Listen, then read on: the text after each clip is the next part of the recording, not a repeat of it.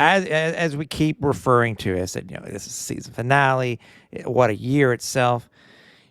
We felt it was necessary that we have to at least kind of do our own review of the season through our eyes, through supporters' eyes, through the media's eyes, and it's a question of, because we've talked about so many different things, Cliff. Where to start it.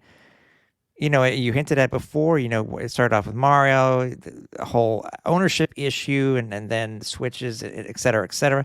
Where would you, if you were to start the season review, where would you start it? Would you start it in January of 2023? Where specifically would you start the season, and how would you go from there?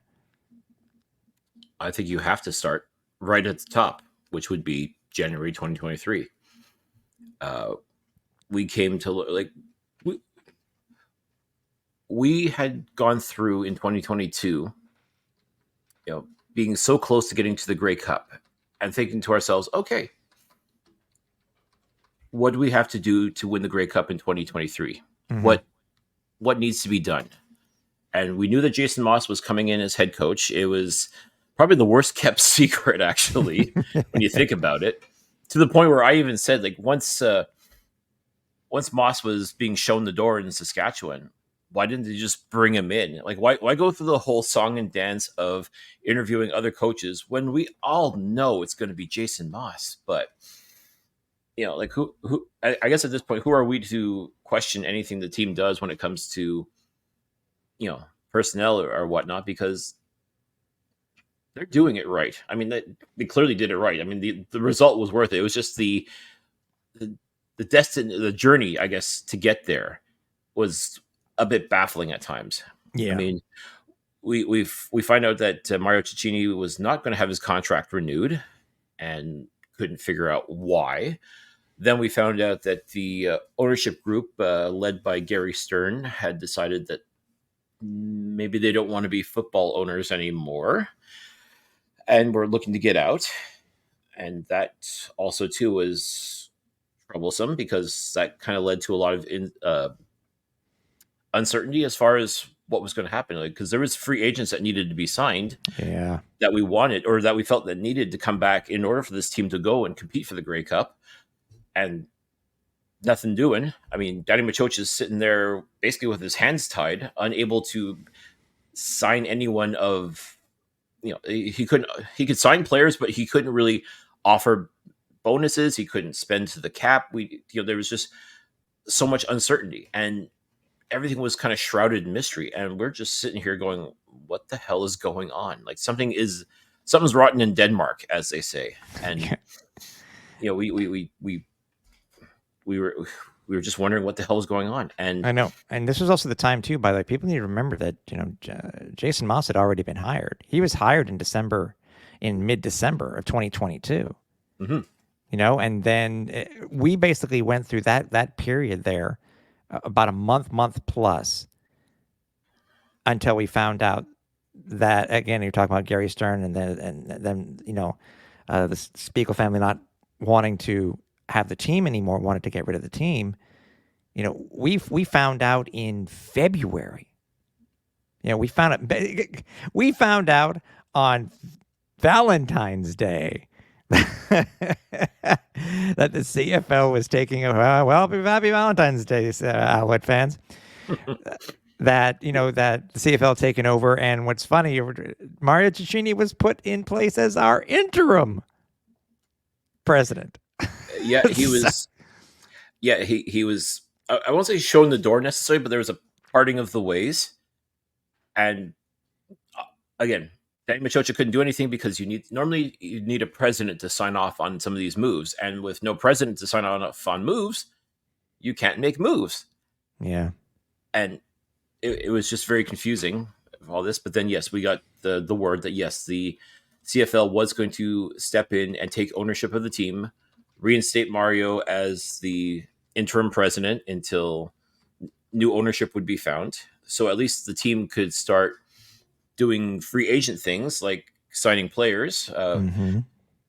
Problem was, though, by the time that they got the go-ahead to do so, this was also during the CFL's tampering window being open, and a lot of the players that we expected to come back or were hopeful that would come back ended up, they took a look at the situation that was before them and said, nope, nope, this isn't for me. I either need to get paid, I need the security, I need the stability, and that's just not happening in the 514. So out the door they go.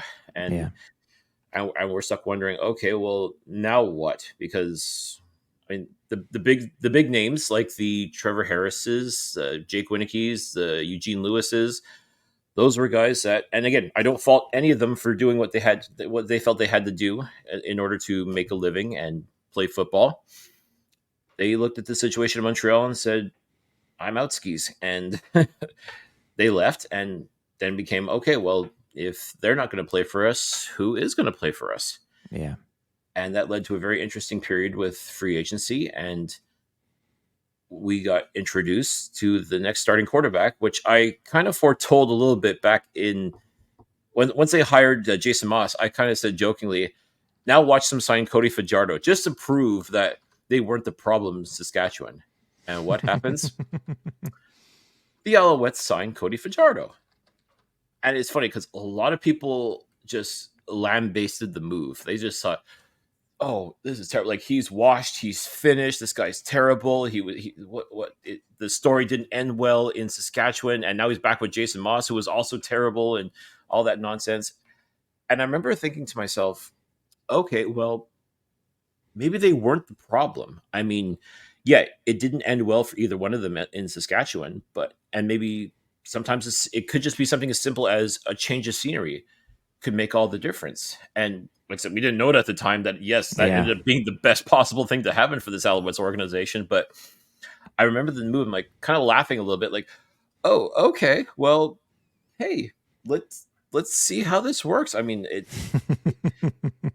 it's funny because, again, I didn't hate Trevor Harris, but at the same time, I was firmly of the idea that he was not the solution. I mean, call it bitterness from also the subsequent departure of Vernon Adams. Call it what you will, but like, okay, well, now we've got Cody Fajardo as the quarterback. We've got Jason Moss as the head coach.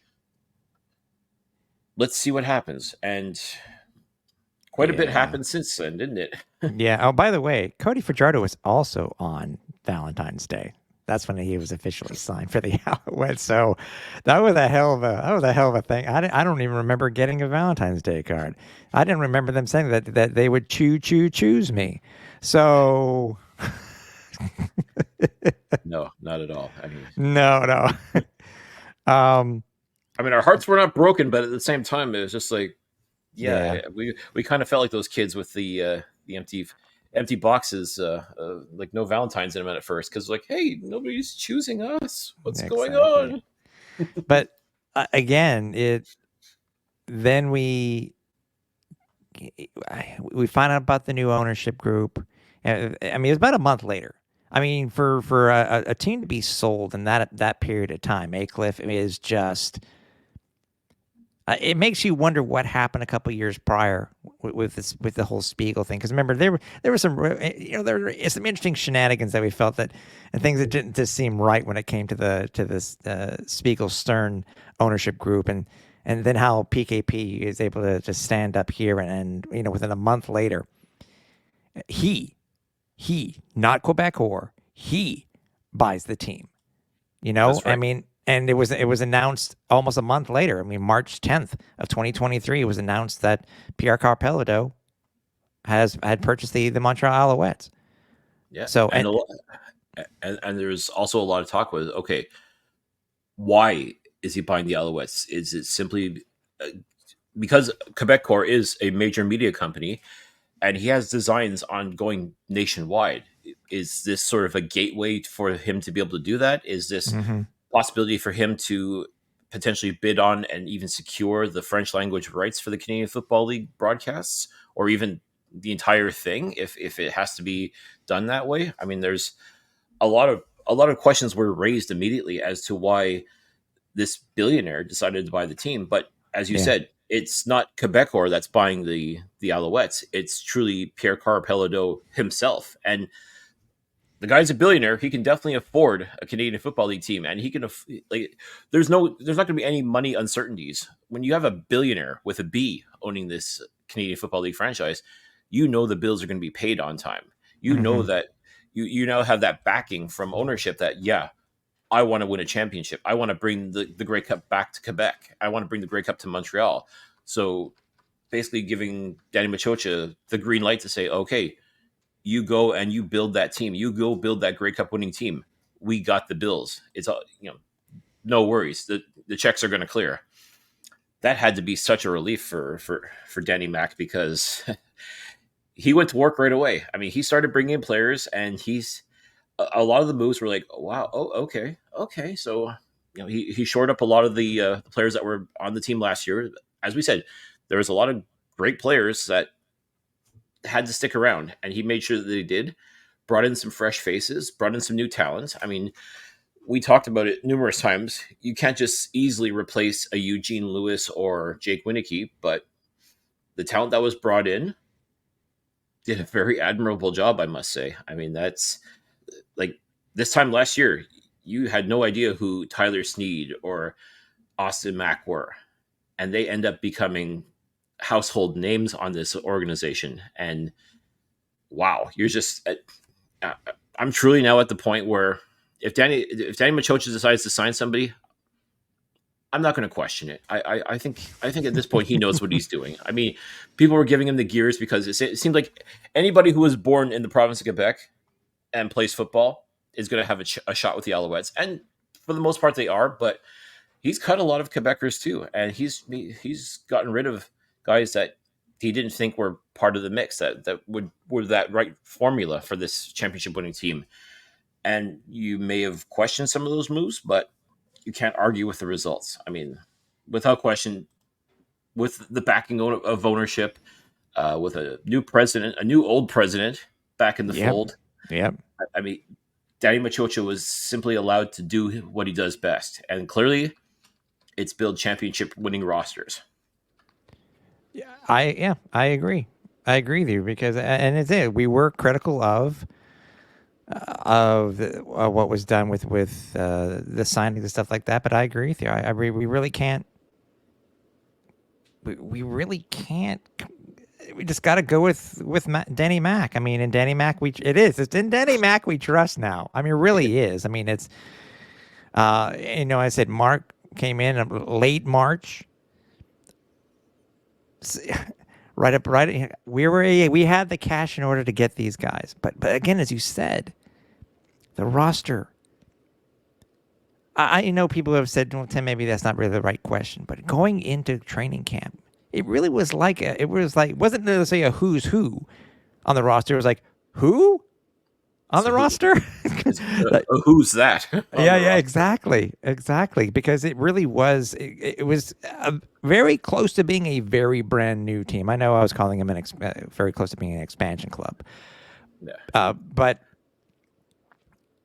some of the guys that had been on the roster before, we saw through camp something about Jason Moss and how and if everybody remembers the original, I guess we could say the hype video that was done in the In the Nest mini documentary. It everybody, I don't want to say bought into it, but everybody believed the whole grade 8 thing. The whole, everybody, nobody, I don't know if anybody, you look at the logo that was made up for the whole season itself. So much symbolism behind it. And that's a deep dive, by the way, that I will need to go into. It's one of my off-season projects that I want to do. But they all believed in what Coach Moss was saying, what he was preaching. And we saw that in camp again. These guys, some of these guys that we'd never heard of before, what they were able to do, bringing in the Austin Mack, what a godsend to be able to bring this guy in. And, but again, also you had these guys, the Tyler Sneeds also, guys that we've never heard of before, just ball out and make the rosters. I mean, you also have, Yeah, the ones like who had been on the roster already and made a small name for themselves. You know, the what Cole Speaker did this past season. These Mhm. guys just stepped up. So many guys, man. It's That was one of the we. things that made me laugh. You're talking about receivers, and that was one of the big criticisms right away with a lot of the people doing their season previews. Like, who the hell's going to catch? It's great that you've gotten in Cody Fajardo, I guess, but who the hell's he throwing the ball to aside from Tyson Mm-hmm, Philpott? I'm like, mm-hmm. whoa, Yeah, because back up for just a second. Reggie White was on the mend, and he didn't end up playing all year.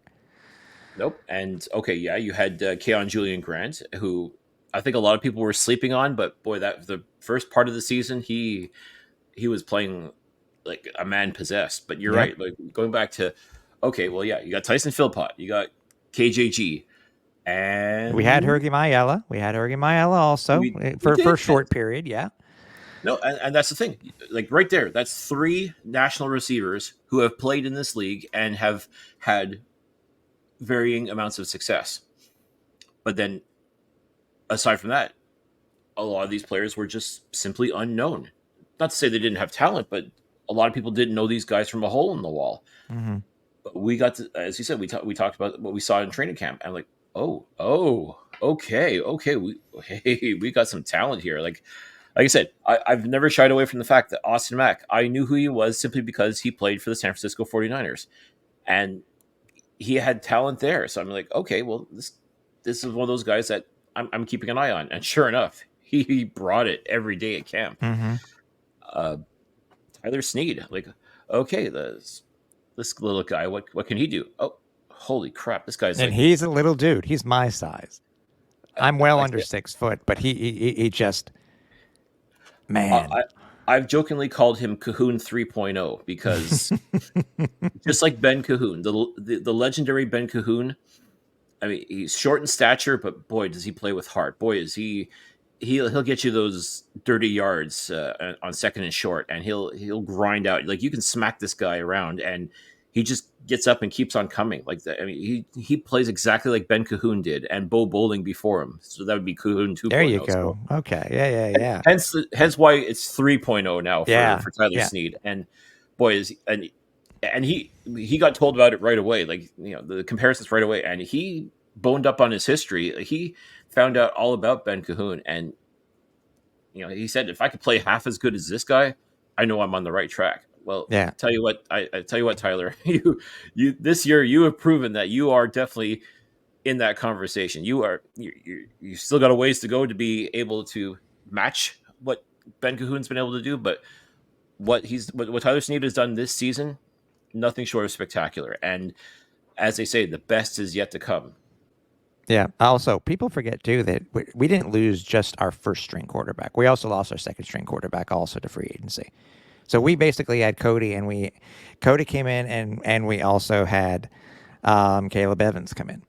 Mhm. And Davis Alexander still stalwart at he is learning. Just this dude just learning. He didn't get much playing time this season, but Unfo- he's taking it all in. You see him on the sidelines watching him during the game. It's just I can only imagine if this guy's ever given a chance because we've seen what he can do in camp. oh, What he's done in the preseason games. oh my God, yeah. And I said, as far as I was concerned, he should have been the backup. Like, no disrespect to Caleb Evans. I mean, Caleb Evans did a fantastic job this year. He actually played 2 games this year and won them. Mm-hmm. Like he's undefeated as a starter for the Alouettes. I mean, that's remarkable all by itself. But I mean, we wanted so badly for Davis to get that opportunity for him to be considered that guy. It didn't work out, but you just know that he's got just that much more experience under his belt. Now he knows what it's like to be on a championship team. I mean, that's going to be driving him. I'm so looking forward to seeing him in training camp this year, if only because he's going to want to prove he's not a third stringer. And I'm sure a lot of people Mm-hmm. will have that thought of him. And I truly expect him to compete, and not to knock Caleb Evans off or push him aside, but there's got to be a way to make these guys like, okay, if Cody's obviously number one, how do we make? Can we do it like a 2A 2B situation when it comes to Caleb Evans and Davis Alexander? You got to find a way to get Davis Alexander on the field as much as possible. I mean, and not just in mop up duty or something like that. You've got to find a way to get this guy some real reps because the talent is there. There's no question in my mind that this kid can be a CFL quarterback and even a starting CFL quarterback. Maybe it's just a matter of getting just a little bit more seasoning, a little bit more under his belt. I have to believe that this Grey Cup run showed him what it was like, what it takes to be a championship quarterback. I have no doubt in my mind that Cody Fajardo has shown him the way, so to speak, and just working alongside of Evans and AC, the quarterback coach. I mean, talk Yeah. about talk about great history lessons right there. Like how to be a winner, how to carry yourself as a winner and as a champion. The future is extremely bright at quarterback for the Montreal Alouettes, and I am so stoked to see Davis hopefully get the opportunity to take it to the next level in 2024. We go through camp. As I said, we had our time there. We obviously so it is going to be our yearly pilgrimage. I think no matter where it is, and if it's in 12 year next year in 2024, which we're expecting it to be, I'm sure you'll be able to see us there. Without question. And Yeah. I'm going to say one other thing too. Like this Mhm. year, we got the opportunity to be at camp. We wanted to take the opportunity to be at camp as much as possible. Obviously, we work regular jobs, so we couldn't be there every single day. But trust you me, folks, like we were able to set things up and do some things this year that we weren't able to do in years previous, and we want to do more. Like we know we can do more, and we have every intention. If camp's going to be in 12 Riviere, we've already got our headquarters there, which is fantastic. So that we're going to take full advantage of. If they decide they're going to set up somewhere else, so be it. We'll be ready for that as well. But yeah, I think we've talked about this for years. Like I think training camp is such an important thing for fans to check out, for Alouettes Nation to be a part of, and absolutely, without question, Tim and I will be there as much as we possibly can, and hopefully, you folks as well will make the pilgrimage to training camp too. Exactly, and obviously that's where the whole uh, the whole light bulb idea of Flight Deck Live came about. That's where it debuted, and it Mm-hmm. just grew from there. And then we got to we did the preseason games, and then I'm trying to remember. God, we've done so many shows this year, Cliff. We get to the cuts. This year's cuts weren't as divisive as they were from 2023 because there were some people that we felt that should have made the team in 2023 and didn't. 2022, Heinz, you mean? sorry, in 2022. 2023 was different. We really didn't feel the same way because we saw some of these guys, they were carryovers. It's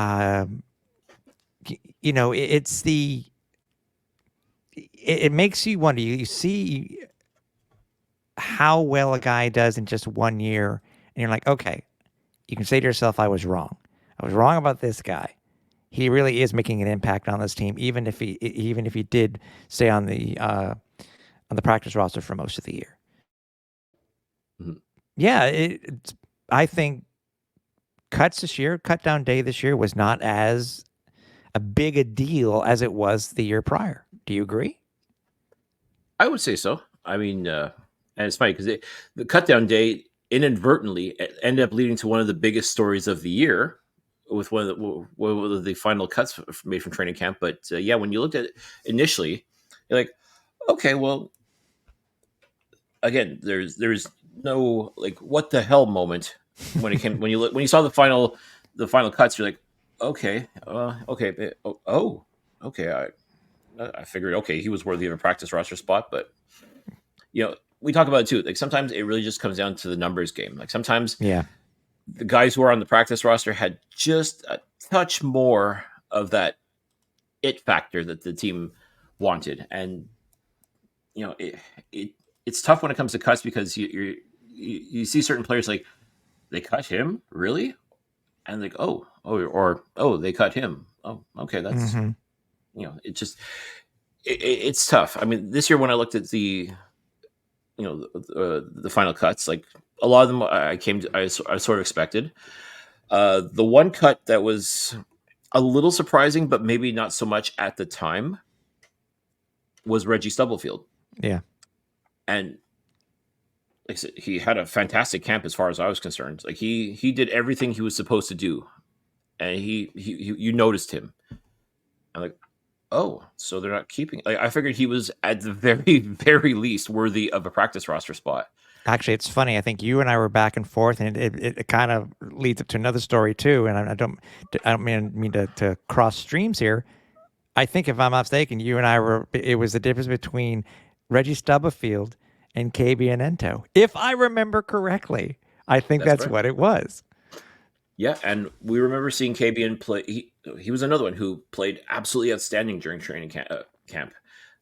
Preseason games too. He looked solid. I mean, I would say Stubblefield, Ento, and Courtney Davis were Mm-hmm. three names that were just like the Alouettes have to keep these guys somehow. Like even if it's just on the practice roster, uh, they agreed for the most part. Courtney Davis and KB Ento did make the practice roster.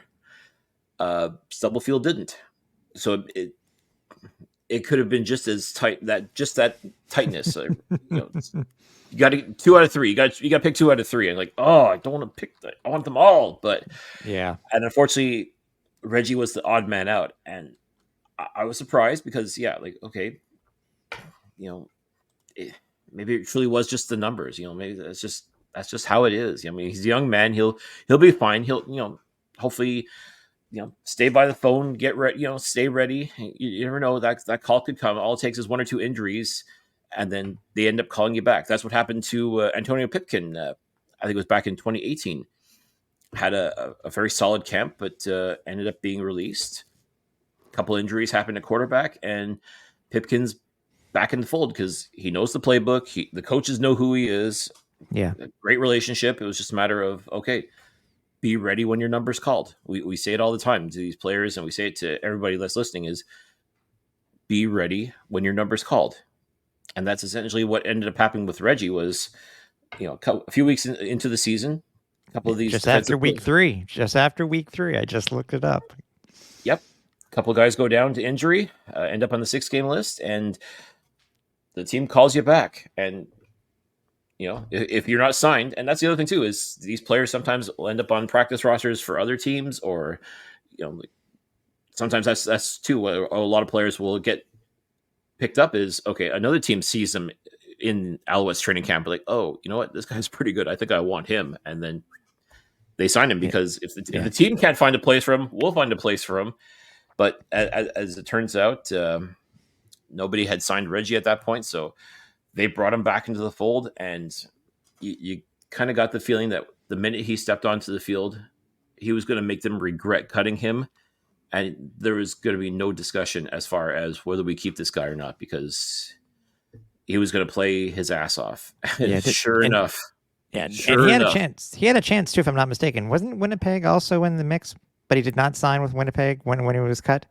Isn't that also interesting?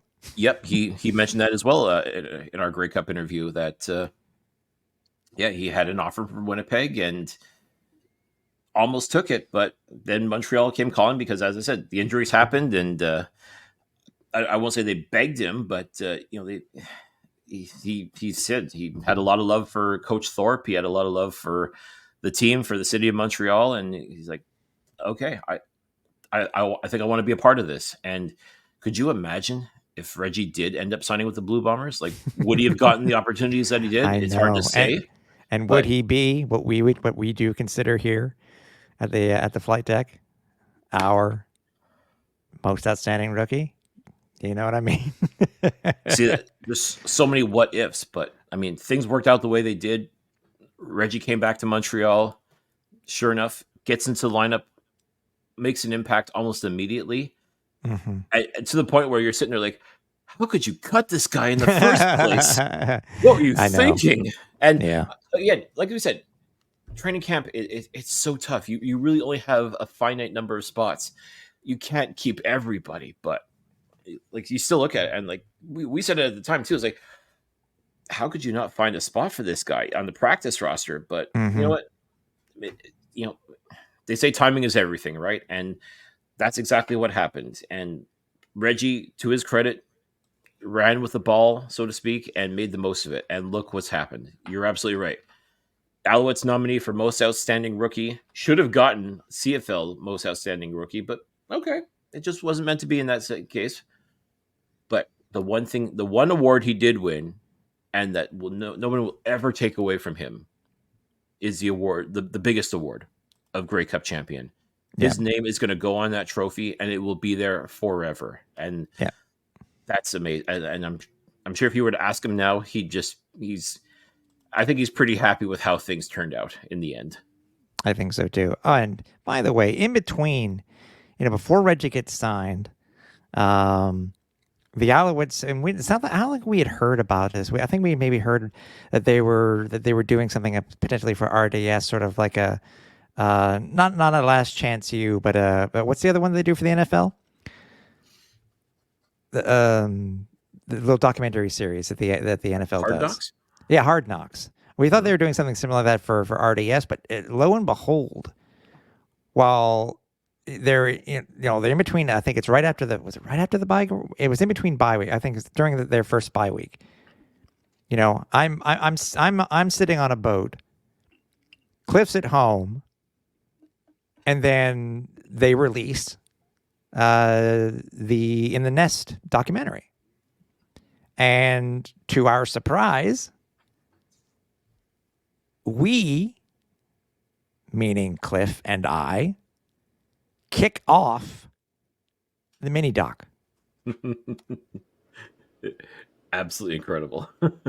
And I remember Cliff texting me because obviously I'm 6 hours behind him. He's like, "You need to get on. You need to find a way to get on to have internet access to see this." Yeah, because we got a message from one of our great supporters in the group chat. I said, "Hey, congratulations, guys! It's so great to hear your voices on this documentary." I'm like, what? What are you talking? Oh, hold on. So I fire up the YouTubes and I check it out, and my jaw hits the floor as I hear my voice and Tim's voice talking about the Alouettes, and clearly from one of our episodes earlier this year, talking about the possibilities of the season to come and sharing our thoughts as we do, and like, holy geez, like Yeah. we're being indirectly featured in this document. So yes, I I text Tim and I say, I don't know where the hell you are in Hawaii. I don't know what you're doing, but you've got to get yourself to somewhere with internet and check out YouTube. Yeah, because I had been sent a text from Joe Alfieri, the Alouettes media director, social media director, and he says there's a little bit of a surprise in the documentary because I think they had announced it, but they hadn't no teasers. I was thinking, oh, well, it'll be this or was this or that. I was thinking maybe they're going to announce something else, and then lo and behold, the documentary comes out. And now I get it.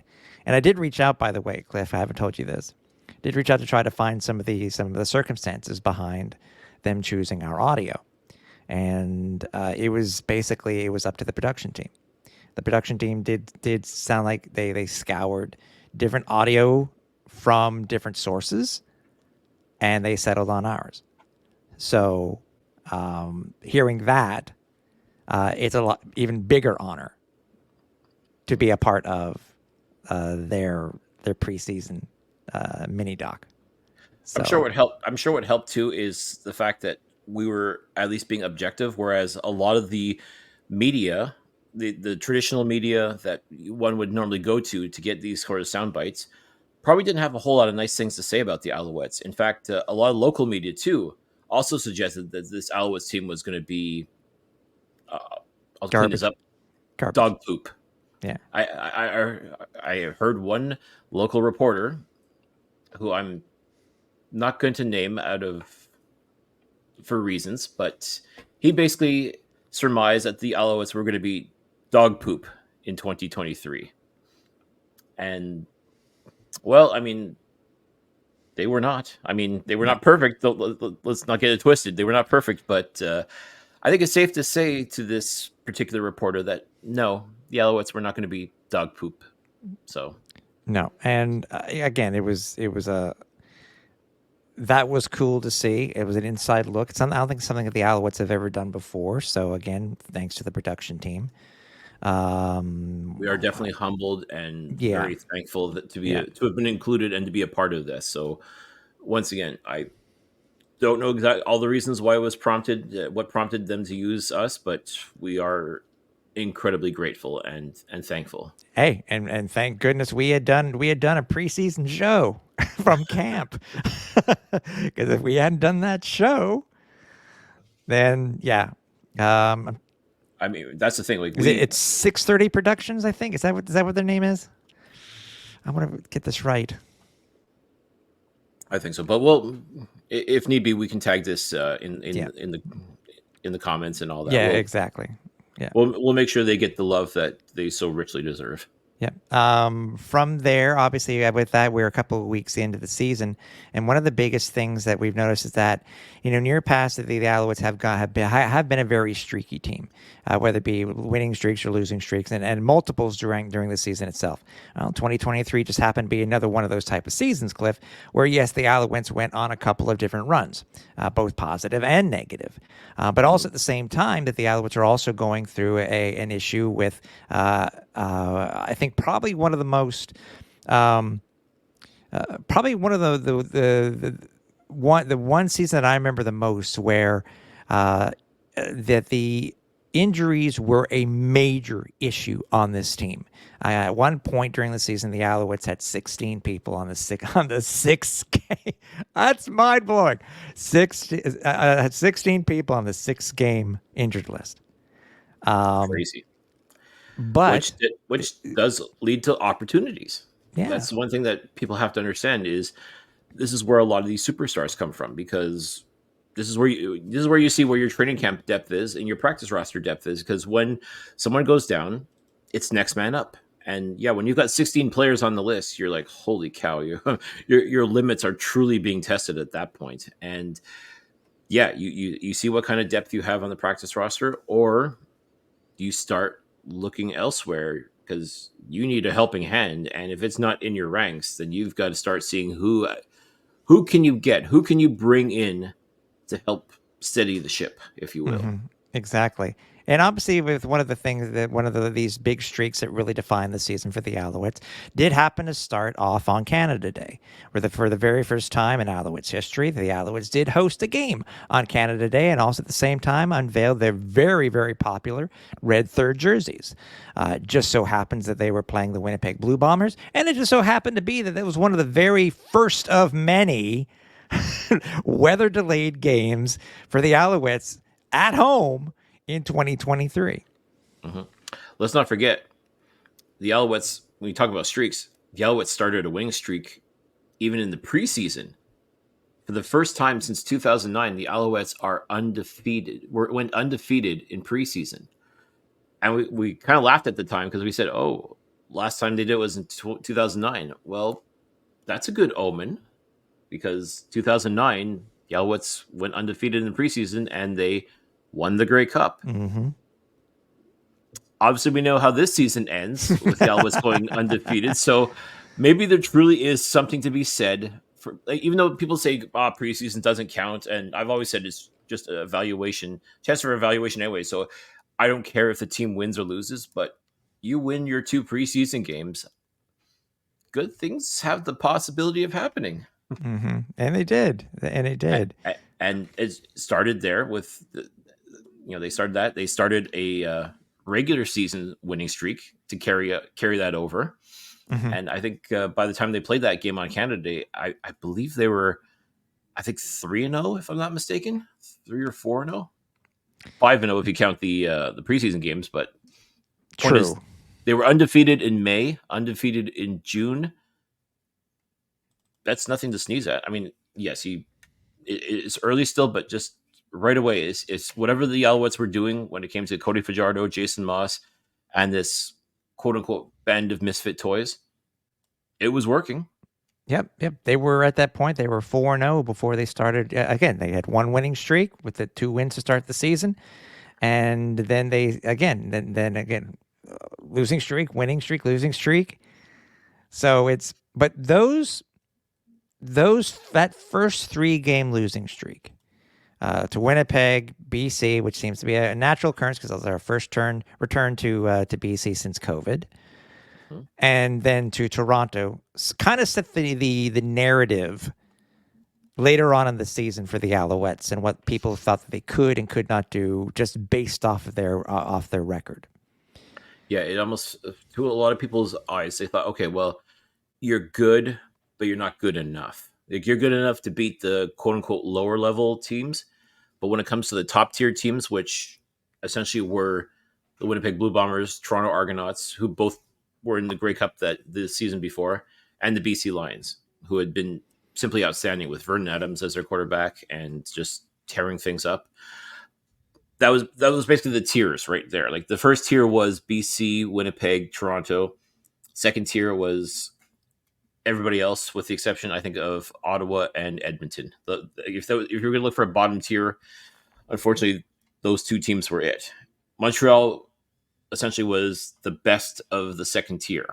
Like you were good, but you're only good against like lower level opponents. Like that was apparently the narrative it seemed to be throughout the year. And when you go 11-7, and essentially the 11 wins are against the teams that you're equal to or less or better than, and your 7 losses come to those 3 teams in that top tier that I was talking about, it's hard to shake that narrative. It's hard to shake the thought that, okay, you're good, but are you good enough? And I've always said you are what your record says you are, and 11-7 is nothing to sneeze at. I mean, it's definitely positive. It's not a, after years of even Steven records of 9-9 and 7-7, to go 11-7 to me, I thought was definitely a step in the right direction, and also told me that, okay, things are looking up and there is something here. But you still have that sort of hanging overhead, is that, well, until you beat the BC Lions, the Winnipeg Blue Bombers, and the Toronto Argonauts, you're always going to be looked at as good, but not good enough. Yeah. And I think that was one of the many challenges that faced this Alouettes team in 2023. Along with that too is that with it was us getting used to Cody Fajardo, and we seen him play in the CFL before, but we were having issues with keeping him upright. And Cody was getting sacked a ton. I mean, a ton, and we were wondering, was he going to be able to continue and finish the season, considering what is happening? But they, along with the many streaks that we had, along with everything else, things did get better. It's funny. Cody goes down. He gets hurt, and it's a non-throwing shoulder thing, where he gets hurt in the game versus Hamilton. He finishes the game in Hamilton. It is a win, but he is out for the next 2 weeks. Now, as we've seen before in the past with the Alouettes, when it comes to starting quarterbacks, whether it been Dominic Davis prior or others, some of these guys may not mesh. And also at the same time, too, with the Cody Fajardo situation, Cliff, we've also been dealing with the ineptitude of the offense. So maybe we were thinking with Cody going down or being out for an X period of week, because at the same time he was never officially on a 6-game or anything like that. He was always a game day decision, if you remember. And if love him or hate the way Coach Moss does things, it's always entertaining. Doesn't really matter, but it really was entertaining. But it also gave the chance for Caleb Evans to start. And Caleb Evans was able to throw a wrinkle into the 2 games that he did start for the Alouettes, including I think one of the games that actually stands out quite a bit for the Alouettes in 2023, and how much grit and fortitude that this team has, was that game on August 19th, where the Alouettes were able to come back and beat the Ottawa Red Blacks on a last-second touchdown, 25-24. Oh yeah, and it's funny. The week before that was the one time that the Saskatchewan Roughriders were going to face their former coach in Jason Moss, and hopefully the former quarterback in Cody Fajardo. But with the injury to Fajardo, unfortunately, that didn't happen. So it ended up just the narrative was just non-existent. Caleb Evans played a solid game against the Riders, but it was mostly the defense and special teams that just played outstanding football, and basically that helped them beat the Riders quite handily. But then going to Ottawa, into the nation's capital, for Caleb Evans to face his former team that more or less cast him aside, you could tell that he was motivated. It took a little while for it to work. It felt like it's like they knew who Caleb Evans was in Ottawa. Go figure. And that first half of football was very forgettable. Oh But yeah. then something clicked. I don't know what it was during halftime, but something clicked, and Evans and the Alouettes started scoring. They started the comeback. They made the game very, very interesting. And as you said, like, just so close too, because you know, my God, I still get goosebumps thinking about that drive downfield, and for Evans to be the one to score the go ahead touchdown, Mm-hmm. absolutely fantastic. It's just tough for our nation fans because all they want to do is see a win at home. And well, actually, they did get a win. They did end up getting the win earlier in the year against Edmonton, but to be able to beat the Alouettes, a team they haven't been able to beat at home in a long, long time, and they were Yeah. so close to getting it done. And then Caleb Evans was just like, nope, not today. And it's kind of funny because that game ended with I think Dustin Crum was it Dustin Crum? Yeah, I think it was Dustin Crum that Yeah. ended up throwing an interception to Reggie Stubblefield. And to me, that was the game where Reggie became a name. Like, that's where people was. If you didn't know who Reggie Stubblefield was at that point, now you know, because he, he played. You started to see what this guy could be capable of, and that pick. And I kind of joked with him afterwards, like, you should have taken that to the house, man. Like that was the game where you became a superstar, and he laughed about it, like, one of these days, one of these days. And we're still hoping for Reggie to get that pick six, but for him to get that game clinching interception was just chef's kiss. Yeah. Absolutely outstanding. So Cody comes back, and this team we seem to fall back into our old ways. Cody does not get a win in the first 4 games that he returns after his injury, and at that point, the Alouettes were 6-7. But within that period, the Alouettes probably acquired 2 guys that really helped drive this team through the end of the season and into the playoffs, because these 2 guys made a hell of an impact. 2 guys that we didn't expect to be available, but Danny Mac was able to work his magic and bring in these 2 defensive studs that were able to help the Owls throughout the rest of the season. Mm-hmm. For the life of me, I cannot understand why Sean Lemon started this 2023 season at home watching football on the couch. I'm obviously staying ready in case the phone rang, but for a CFL West All Star with Calgary the year before, and being invited to and cut from BC Lions training camp in 2023, the idea that this guy was sitting at home waiting for an opportunity blows my mind. As the weeks passed, and still nothing, still nothing, still nothing. And even this Alouettes team, like the defensive line, like, they were good, but not good enough when it came to the pass rush. They were not putting pressure on the opposing quarterback as They much were as what mid. They were mid. they were. Very mid. Let's call it what it is. They Yeah. were very mid.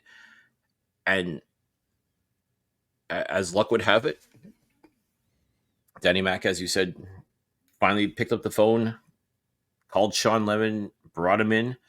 That meant Nick Usher, who was a very popular player here in Montreal, ended up being the odd man out, because you bring in a defensive lineman, invariably you got to let a defensive lineman go. And unfortunately, Usher was shown the door, unfortunately. But then Sean Lemon comes in, starts making an impact almost immediately, Yeah. to the point where you're just dumbfounded. Like, and every other team had to been dumbfounded too. It's like, why didn't we get this guy? Why didn't we bring him in? And then people are like, why didn't the Alouettes bring him in sooner? But, once again, timing truly is everything. And Sean Lemon comes in, makes an impact right away, and the rest, as they say, is history. But you said it, Machocha was not done yet. I mean, like he saw what was being done with his defense. He knew that he had some studs here playing outstanding football, but you need more. You need more. And fresh off of an XFL championship victory, Darnell Sankey wanted to come back to the Canadian Football League. Obviously, wanted to go to someone who was going to contend. And at the time that he was signed, you can make the argument maybe the Alouettes were not quite in contendership, but something had to give, and Darnell Sankey ends up signing on the dotted line. Comes in, I believe it was his first game was against Would have been Toronto. Would have been Toronto. It was Toronto, and sorry that the back to back games, like for the second of the, they played 3 times this year. The second game was an absolute blowout at BMO Field, where the Alouettes just got embarrassed, and a lot of people were thinking, okay, well, they're just concentrating on the next game, which was also against Toronto, but at Percival Molson Stadium. That one was a lot more tightly contested affair, which, again, the Alouettes lost. But Darnell Sankey had said after that, doesn't matter. We're going to win the next 5 games, and then we're going to go to and win the Grey Cup. A lot of people laughed. A lot of people like, that's cute. Oh, sure. Okay. Yeah, if you say so. Okay. Show me. Well, wouldn't you know it, folks? And I don't think it was used as bulletin board material either, because at the time the Owls were on that 4-game losing streak, or 3 at the time. 4-game losing, and it's like it's very rare for something like that to be considered. I would consider it. People thinking it was a throwaway comment. No, sir. No, sir. No, I think a lot of people looked at it as, okay, well, sure, of course you're going to say that. Like, like whatever it takes to try and motivate the troops, whatever, any number of things you could have said. And at that point, like I said, you are what your record says you are. And at that point, the Alouettes were, in my opinion, good, but not good enough. They were mid. Mm-hmm. Something had to change. And yes, we knew the talent was there. Defensively, this team was definitely clicking on all cylinders. Offense really needed to get their ass in gear. Special teams also good, but still needed that extra boost. But when Sankey stood up and he said, we're going to win the next 5 games, and then we're going to win the Grey Cup.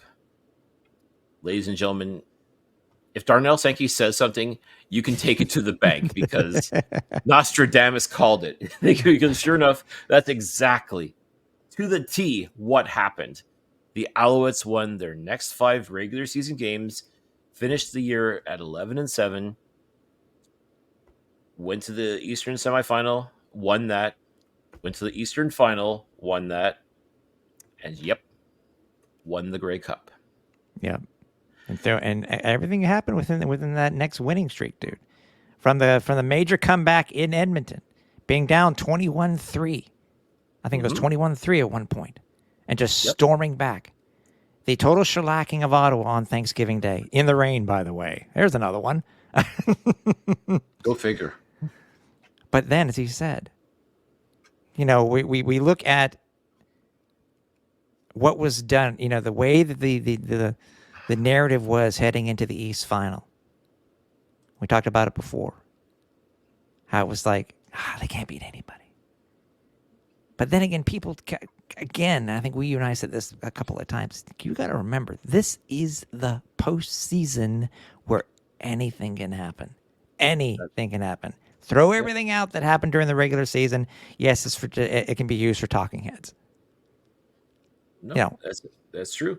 And it's funny, even the Eastern semifinal, still the Alouettes, even though they had beaten Hamilton to finish the regular season, they were undefeated against Hamilton all year. That's a remarkable thing. They did not lose once to Hamilton, to the point where I said, okay, well, this Alouettes team is 2-0 at Tim Hortons Field and has a chance to go 3-0 at Tim Hortons Field, but they got some work to do first. And part of that was beating Hamilton in that regular season game, which was essentially a glorified preseason game, because you knew these two teams were going to meet each other 1 week later at Percival Molson Stadium, but for the Eastern semifinal.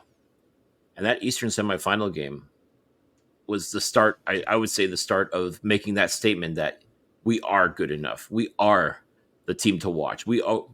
This is the hottest team of the Canadian Football League, and we're going to show you. And that Eastern semifinal game was just so much fun to watch. I I mean, know. I know. all the way through, and just like like Hamilton. Let's not forget hosting the Grey Cup this year. They pushed all their chips to the table. They went out. They got Bo Levi Mitchell. He was going to take them to the promised land. Uh, they brought Jeff Reinbold back as special teams coordinator. Scott Milanovic ended up joining the team as offensive coordinator. I mean, they were doing a lot of the right things. They were making a lot of moves in order to be contenders. They really wanted to be going to and hosting the Grey Cup. Problem is, they just ran into the buzzsaw that was the Montreal Alouettes, and Yeah.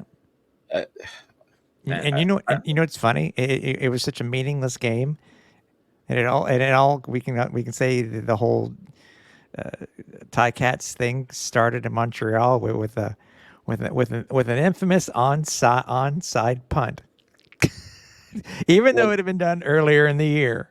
You know, such a meaningless game for that to be pulled out in a meaningless game.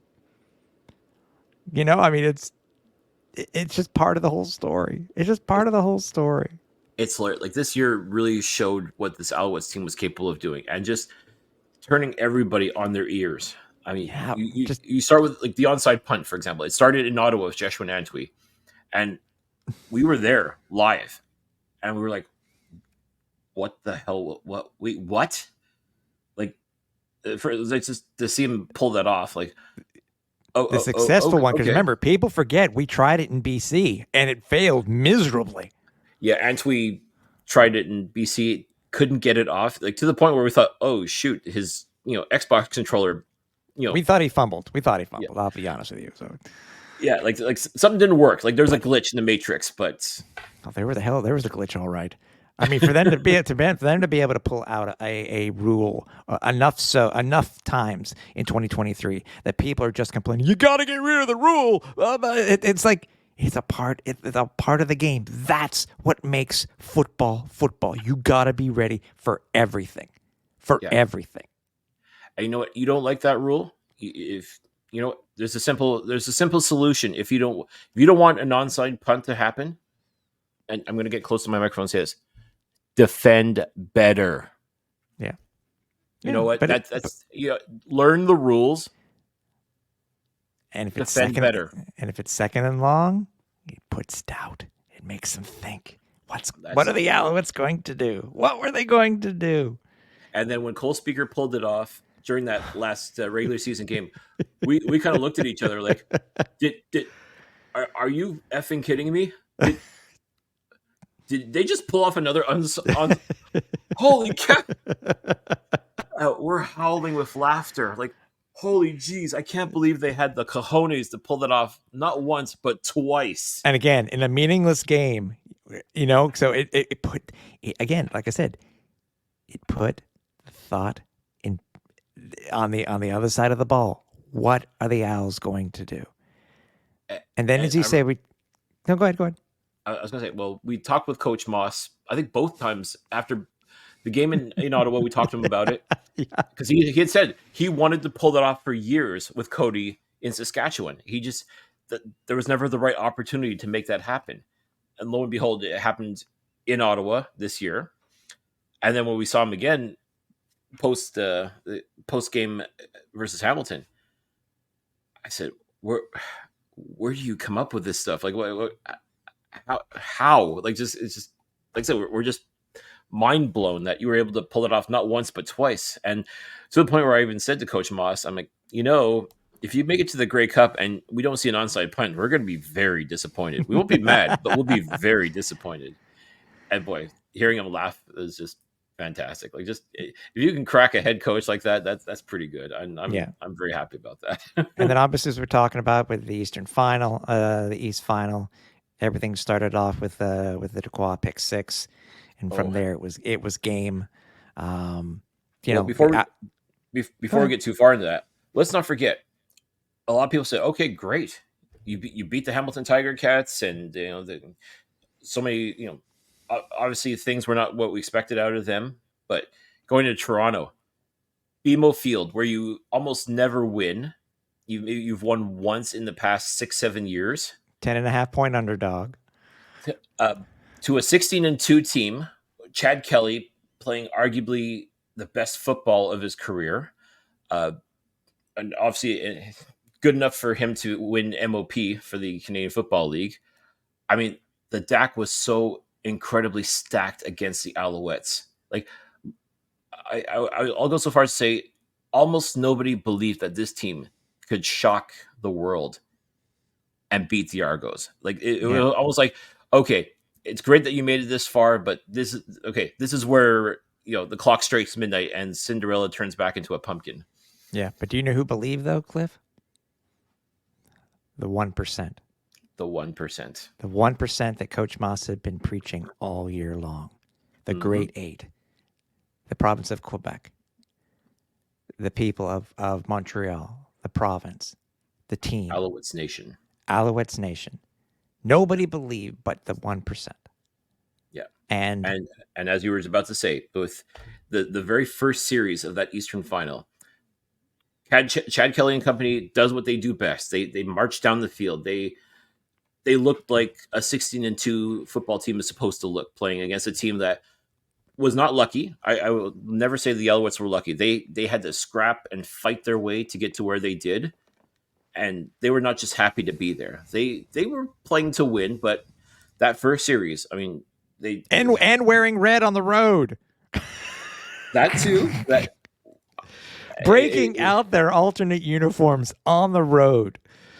Yeah, which makes for such an incredible scene, because you got like the double blue of the Argos versus the Alouettes red. I mean, it was wild. Like a color on color matchup in the playoffs is spectacular. But sure enough, the Alouettes marched down the field, or the Argos, I should say, marched down the field, and like, okay, this was to be expected. Here we go. And then lo and behold, Marc-Antoine Dequoy, the Eastern nominee for most outstanding Canadian. Yeah, Dequoy reared his head again. Pick six, and everybody in that stadium was just jaws on the floor. Like, did that just happen?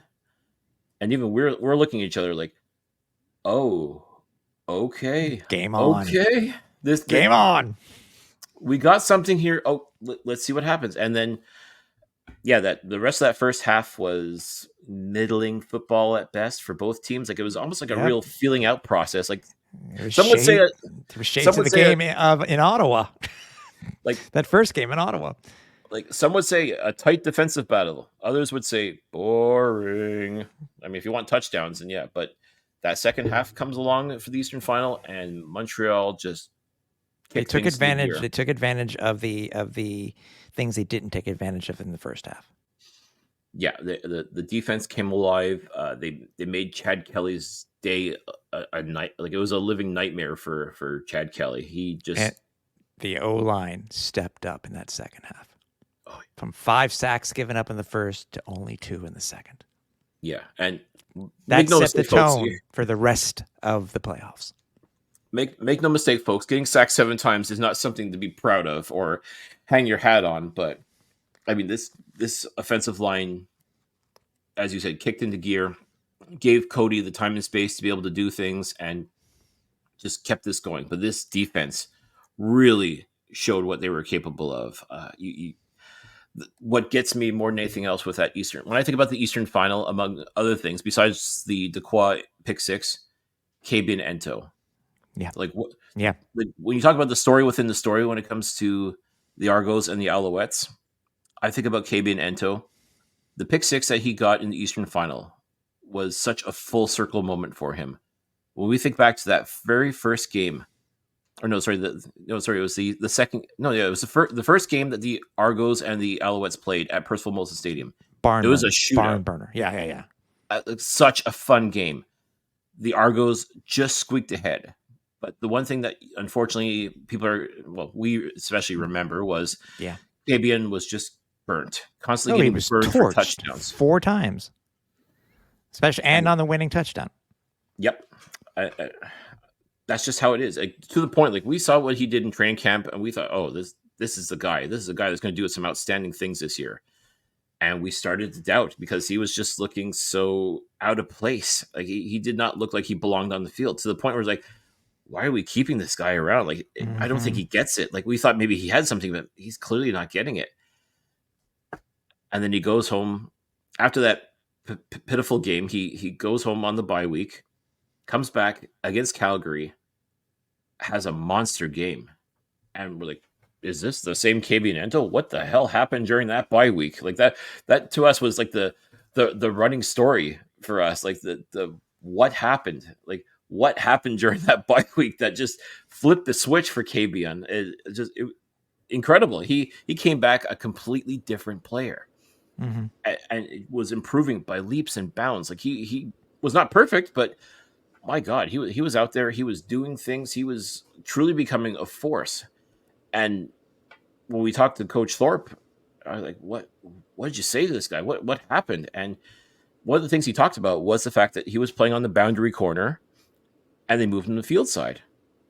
And at the time, like, oh, okay. Like, it seems kind of hard to believe that switching from one part of the field to the other could make such a difference, but clearly it did, because he was playing lights out football at that point. Yeah. And then all the way up to that Eastern final, like he had been playing outstanding football for the Alouettes, just making big plays happen and just being a real force. But that pick six, and I laughed. I'm like, holy cow. Kavian Ento pick six in the Eastern final against these Argos that ate his lunch earlier this year. Mm-hmm. Like this is the stuff, like when you talk about when Disney's going to make the Hollywood movie of this season, like it's remarkable to think about. I laughed. I mean, that's all I can do is just laugh and think about the fact that KB Nento, I jokingly said the boy nobody loved, but we loved him. I mean, he really is a good dude. As much as as hard as we were on him, we definitely wanted him to succeed because we saw the talent was there. And then what happens? Pick six against the very same Argos that kicked his ass earlier this year. You talk about full circle moments, and we talked about this earlier too. It truly was a full circle moment for KB Nento. And simply put, what next? What else could KBN do? Like, how's he going to top that? Like to And have that yeah, that game. How's he going to top that? I Well, folks, wonder. but wait, there's what more. what a way to bookend this story this year, to get not only one but two major plays in the Grey Cup. One knocking down a ball in the end zone, and then the interception, which helped the Owls, down the line, and stop the Bombers and allow them to win the Grey Cup. Yeah, and when I think about this Grey Cup, and I think about this journey that the Alouettes went on, it's remarkable. There's simply no other word I can use other than remarkable. Like Yeah, what this team had gone through, what we had seen in the week leading up to the Grey Cup, like everything, like from yeah, spending time with the team during practices, during media day, being able to talk to them, and fans of other teams basically putting their support behind the Alouettes versus the Winnipeg Blue. I think the only people that wanted the Blue Bombers to win the Grey Cup were people from Manitoba. It felt like everybody else in the Canadian Football League wanted the Alouettes to win. Even Rider fans, who the same Rider fans that were mocking Jason Moss and Cody Fajardo, basically kicking their ass out the door.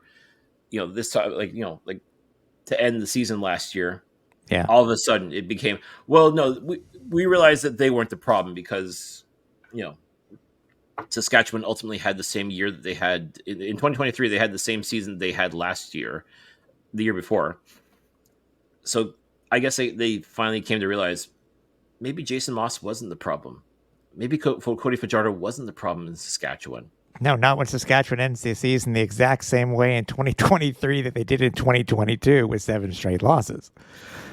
So Exactly. Like you can't pin that in 2023. You certainly can't pin that on Jason Moss or Cody Fajardo. yeah, But yeah, it was just so funny to see Rider fans, the same Rider fans that sat through 2009, 2010, losing those back-to-back Grey Cup championships to the Alouettes, throwing their support behind Alouettes Nation, saying, "Go win the Grey Cup." And I mean, I'm sure a lot of it has to do with the fact that playing Winnipeg, their hated rival, probably had a lot to do with it. Like, once again, the enemy of my enemy is my friend. I guess yeah, that's how it is. Whatever the case may be, and it was just incredible. I mean, so much love and support from CFL fans, with the exception of Bomber fans, understandably. But the fact that everybody now was on board with the Alouettes, everybody wanted to see this team succeed in the worst way.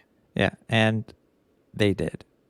Uh, it basically started with the late in the fourth quarter with the Cody run on second and 18, 18. I think it was able to Yep. set up the that third down pass.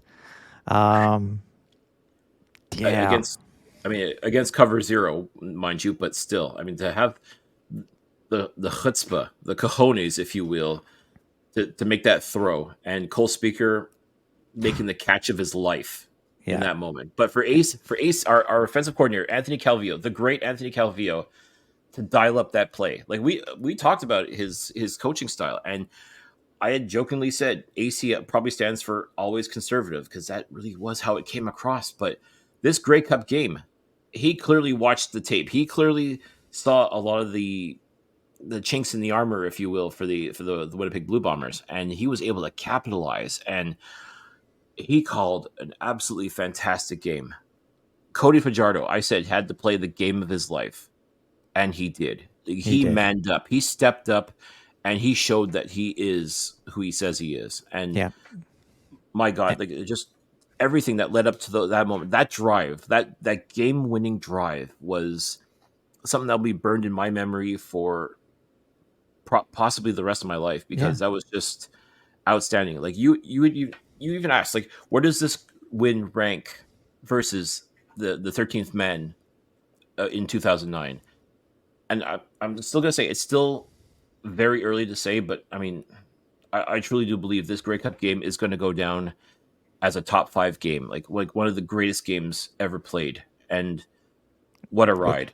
this will be, What yeah, one of the greatest Grey Cup games, yeah, ever played. It will be right up there in the annals, I think, when people will remember the Ice Bowl.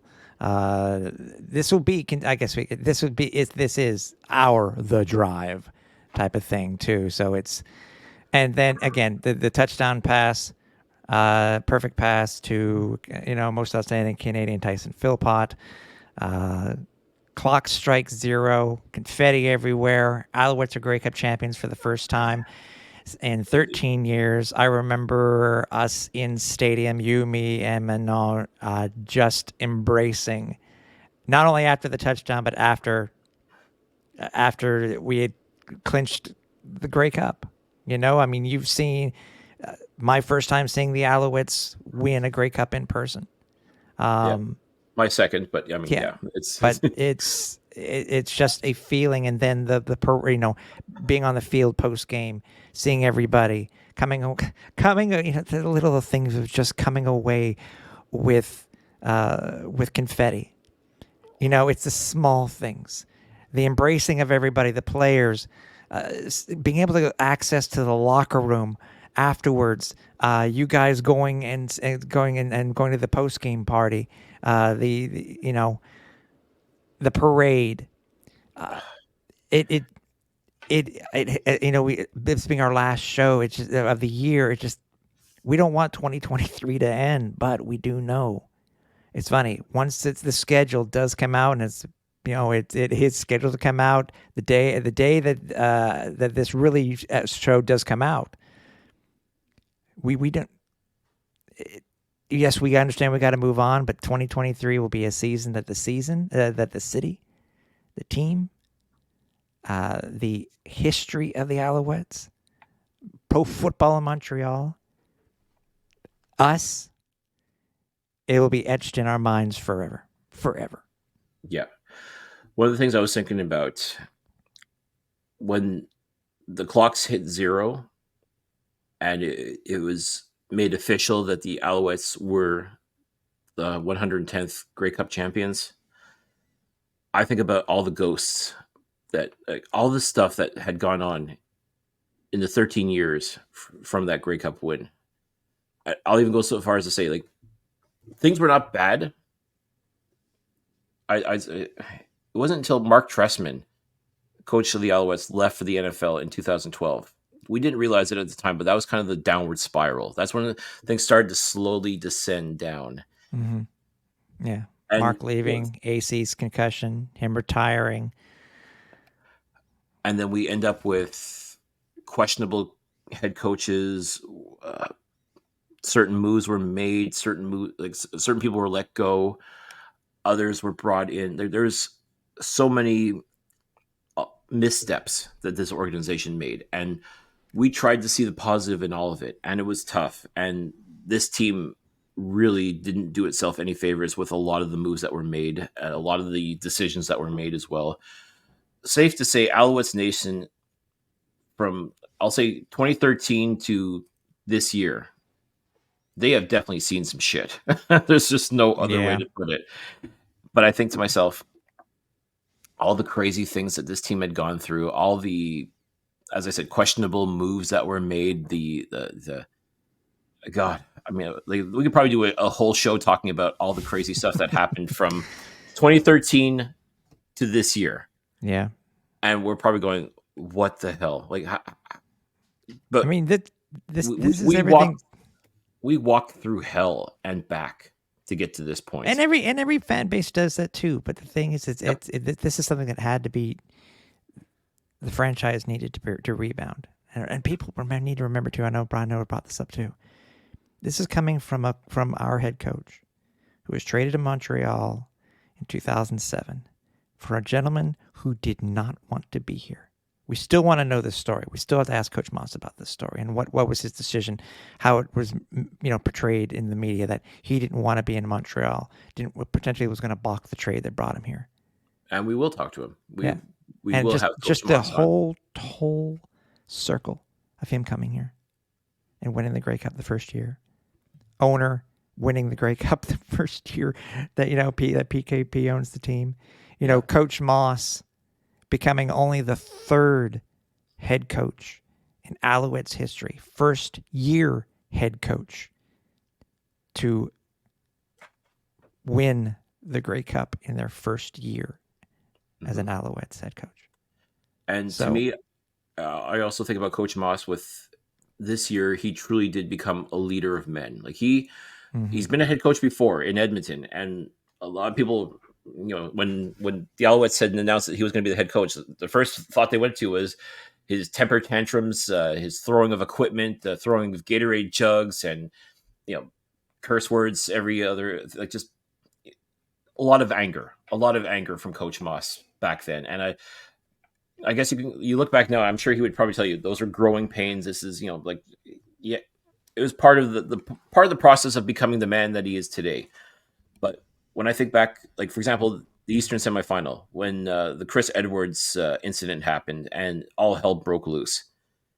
And I'm sure the old Jason Moss would have been right in there throwing hands and or equipment or doing something. But I just remember the calm that came over him, and you could tell he was angry. He was upset at what had gone down. He was clearly not pleased that a couple of his players, came off the bench to join in that melee. But he remained calm.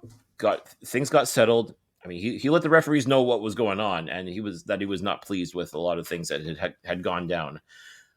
But to see his calm demeanor, the way that he handled himself, the way he handled his players, his coaching staff, everything, to see that, you saw that this is the guy that this is the guy you want leading your team. This is the guy that is going to take the team to the promised land.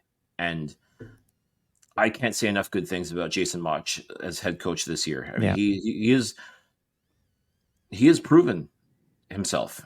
And again, I when I look back, and I'm definitely looking forward to talking with him in 2024 here on the podcast. I mean, I can't wait to hear how he looks back at this year and the evolution that he's gone through from that time in Edmonton to his time in Saskatchewan to here now in Montreal.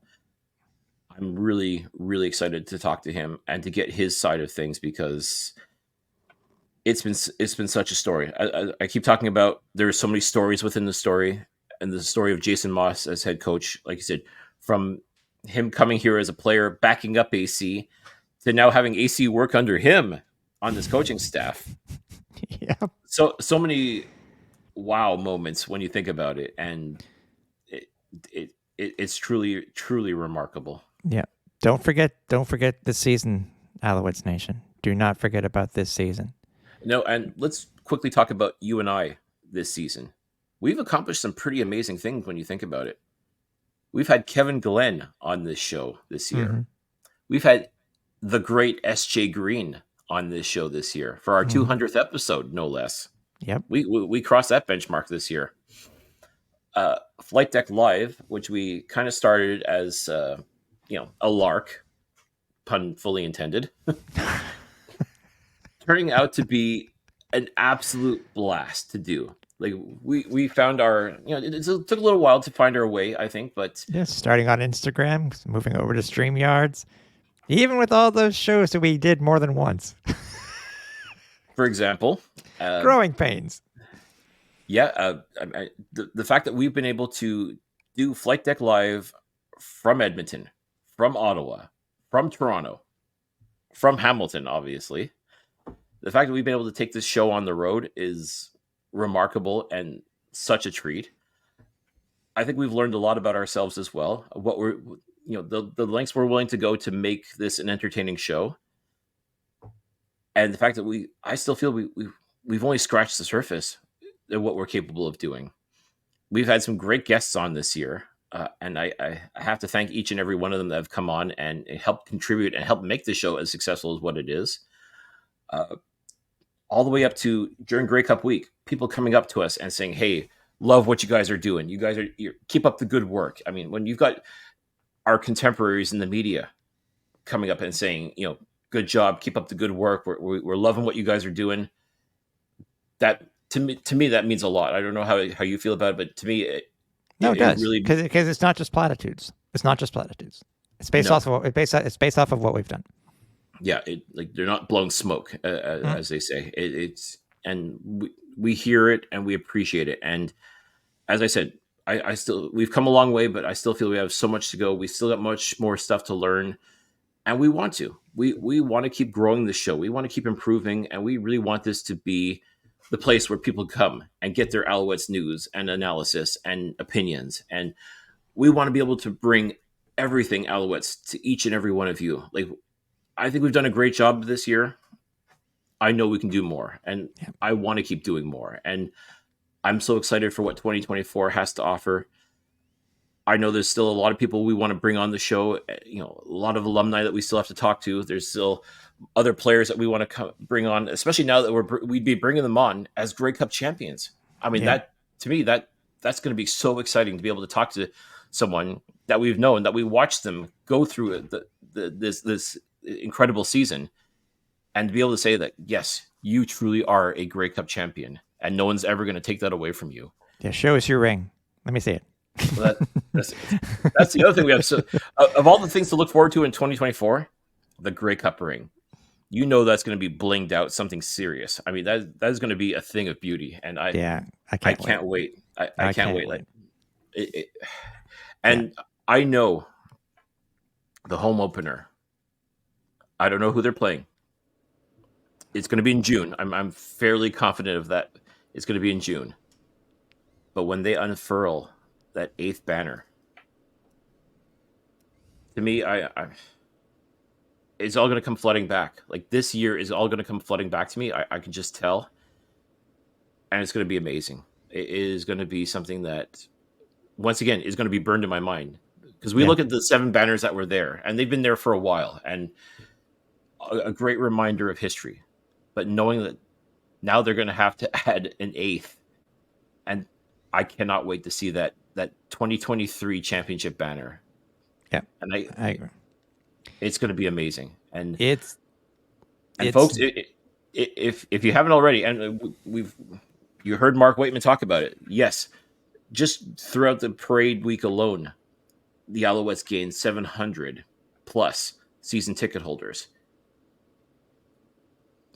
Football's been back for a while, but I think the love for Alouettes football truly is back. Everybody loves a winner, of course, but Yeah. I think people realize just how amazing this football team truly is, and they want to be back on board. They want to be there. They want to be there to see it all. And I think they're going to truly enjoy that banner unfurling as well. And ladies and Can't wait. gentlemen, if you haven't already, make sure you're on board in 2024 with this Montreal Alouettes team, because they're for real and they're spectacular. Yeah.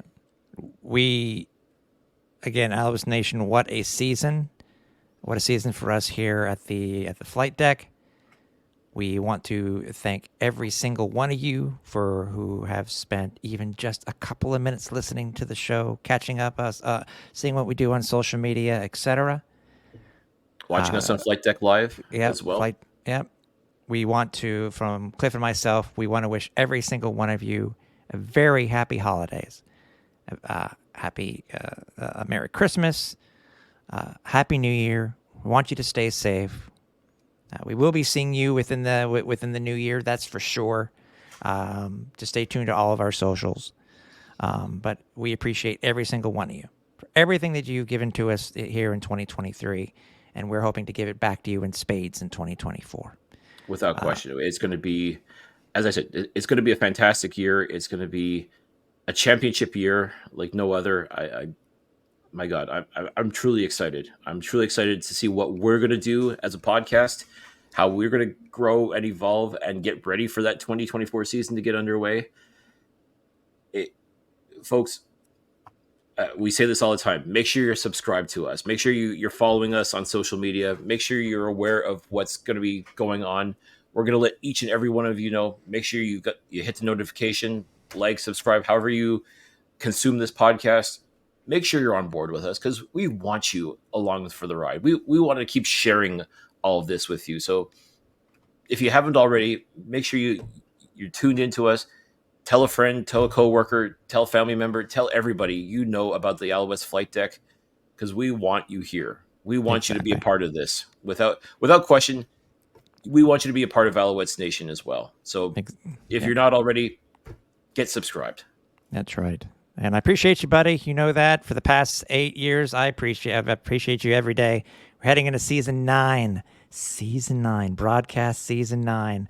And again, like Cliff said, we got a lot to do and a lot to bring to you guys. So for the final time in 2023, end of our 8th broadcast season, for everybody here at the Alouettes Flight Deck, for Cliffy D, I'm Tim Capper.